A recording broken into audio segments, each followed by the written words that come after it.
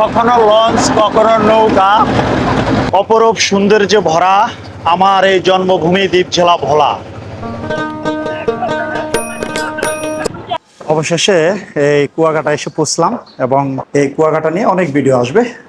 আজকে যাচ্ছি সাগরকন্যা কুয়াকাটা, আর সফর সঙ্গী ভোলা জেলার জনপ্রিয় কন্টেন্ট ক্রিয়েটর কলবে জুনের কর্ণধার শাহিন ভাই। দুইজনে যাচ্ছি কুয়াকাটায়, আর এখন রয়েছি দ্বীপ জেলা ভোলা চরপেশন উপজেলা গোসেরহাট লঞ্চ ঘাটে। আজকে আমাদের যাত্রা শুরু এই গোসেরহাট লঞ্চ থেকে। তো পুরো ভিডিও দেখবেন যে কিভাবে যাব, কতক্ষণ সময় লাগবে, ডিটেলস থাকবে আমাদের এই ভিডিওতে। আমাদের এই লঞ্চ ইতিমধ্যে ছেড়ে দিয়েছে, আর এখন ঘড়িতে বাজে 8:30। গোসেরহাট থেকে 10 মিনিটের উদ্দেশ্যে ছেড়ে দিয়েছে লঞ্চ। আজকে আমাদের ট্যুর হচ্ছে বাইক ট্যুর। গোসেরহাট থেকে কিছু দূর আসার পরে একটি চরে লঞ্চ ঘাট করলো। এখান থেকে কিছু যাত্রী নেমে গেল এবং কিছু যাত্রী এই লঞ্চে আবার উঠলো। আর আপনারা যখন লঞ্চ ভ্রমণ করবেন নদীর পথে, তখন এই ধরনের সুন্দর দৃশ্য আপনারা দেখতে পাবেন। আহা, কি দারুণ দৃশ্য! আপনারা আমাকে দেখছেন দ্বীপ জেলা ভোলা তেঁতুলিয়া নদী থেকে। তবে এই লঞ্চের এরকম সামনে বসা কিন্তু আসলে নিষেধ এবং ঝুঁকিপূর্ণ। আপনারা যখন এই লঞ্চ ভ্রমণ করবেন, আপনারা আসলে এখানে বসা থেকে বিরত থাকার চেষ্টা করবেন। আর আমি বসেছি যদিও আপনাদেরকে দেখানোর জন্য। আপনারা আসলে এই জায়গাটা বসবেন না কেউ। এক পাশে অনেক মহিষের পাল রয়েছে শত শত, আর এক পাশে চরের বাকি অংশ, আর ঠিক মাঝখান দিয়ে সরু খালের মতো, যদি এটি খাল নয়, এটা হচ্ছে দ্বীপ জেলা ভোলার তেঁতুলিয়া নদী। অপরূপ সৌন্দর্যে ভরা আমার এই জন্মভূমি দ্বীপ জেলা ভোলা। আহা, কি দারুণ দৃশ্য দেখেন! পিছনে চরের অসম্ভব সুন্দর দৃশ্য, এবং এই নদীর মাঝখান দিয়ে লঞ্চ চলছে, ছোট্ট লঞ্চ। আর চরের আরেক পাশ আমার পিছনে আপনারা দেখতে পাচ্ছেন।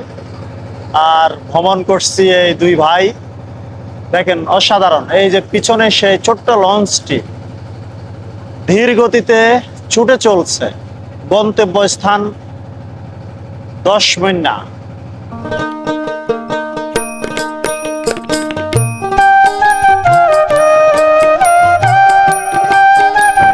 গোসেরহাট থেকে এই 10 মিনিট লঞ্চ ভাড়া প্রতিজন হচ্ছে 70 টাকা করে। আর যেহেতু আমরা আজকে বাইকে যাচ্ছি, এই যে আমাদের বাইক আছে, বাইকের ভাড়া নিয়েছে 50 টাকা। আর বাইক আসলে যে ঘাট থেকে আমরা উঠছি, এই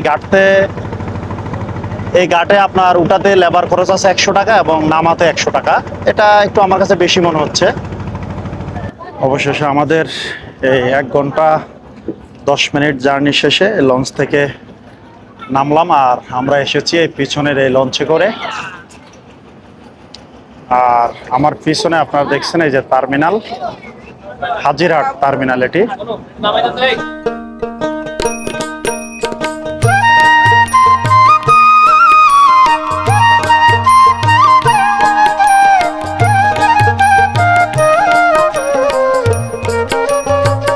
লঞ্চ থেকে নেমে সকালের খাবার খাচ্ছি, কয়েক ধরনের ভর্তা, এই 10 মিনিট হাজিরহাটে।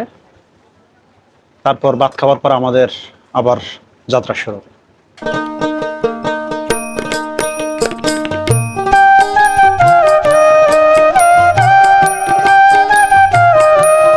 এখন আছি আমরা 10 মিনিট উপজেলা।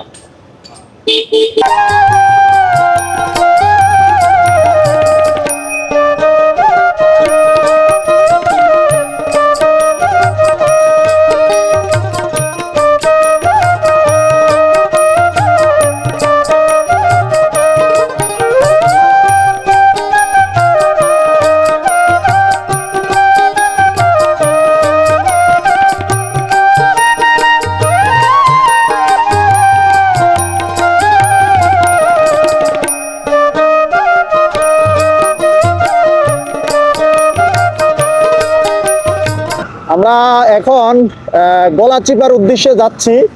একবারে ভিতর দিয়ে একটা রাস্তা, এই প্রথমবারের মতো এই রাস্তা জার্নি করতেছি। দেখি, সাথে থাকেন আপনারা, আপনাদের জন্য নতুন নতুন কিছু আসতেছে।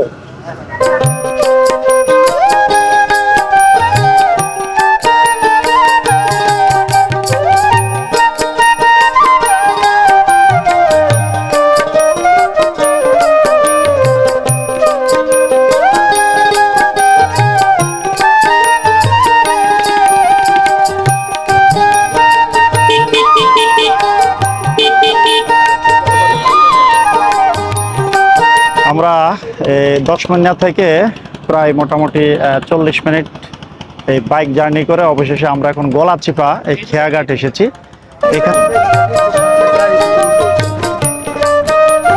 আপনারা দেখলেন যে এই বাংলাদেশের মানচিত্রে এখনো এই ধরনের যানবাহন রয়েছে, যে নদী পার হওয়ার জন্য এই ছোট্ট নৌকা কষ্ট করে আমরা বাইক উঠাইলাম, এখন ওপারে যাবো আবার। এবং এখানে সবচেয়ে সুবিধা হচ্ছে এখানে কোনো লং সময় অপেক্ষা করা লাগে না, অর্থাৎ এখানে প্রচুর যাত্রী থাকে এবং যাত্রী হওয়ার সাথে সাথে এই নৌকাগুলো ছেড়ে দেয়। কখনো লঞ্চ, কখনো নৌকা, কখনো তেঁতুলিয়া, কখনো মেঘনায়।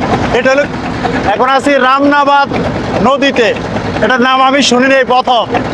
গলাচিপা থেকে হরিদাবপুর যাচ্ছি এই যে ছোট্ট খাওয়ায় করে।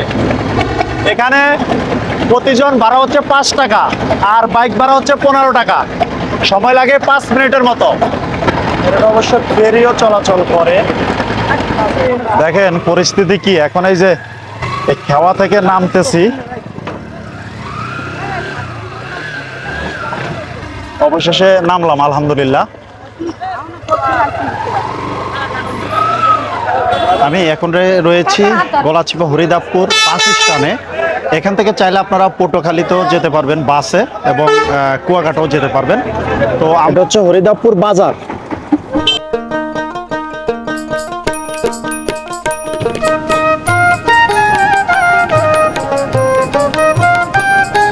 এখন আমরা রয়েছি সাকারিয়া বাজার, অর্থাৎ যেই ঢাকা কুয়াকাটা যে হাইওয়েটি রয়েছে, হাইওয়ে অর্থাৎ বরিশাল কুয়াকাটা যে হাইওয়ে, এখন আমরা এই হাইওয়েতে আসলাম। আর এখন আমরা এই হাইওয়ে দিয়ে আমাদের গন্তব্যস্থান হচ্ছে সামনে কুয়াকাটা।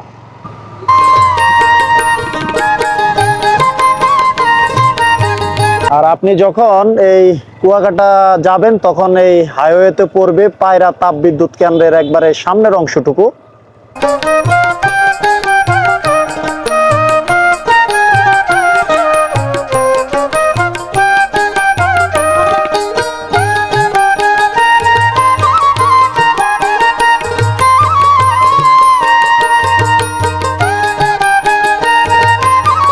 আর আপনারা দেখছেন এখন কুয়াকাটা বাস স্ট্যান্ড। মূলত সারা বাংলাদেশ থেকে বাস যোগে আপনি যখন আসবেন আপনাকে এই বাস স্ট্যান্ডে নামিয়ে দিবে। এখানে নামিয়ে দেওয়ার পরে আপনি এখান থেকে অটো কিংবা বোরাক পেয়ে যাবেন। মাত্র 10 টাকা দিয়ে আপনি এই পথ ধরে চলে আসবেন কুয়াকাটায়।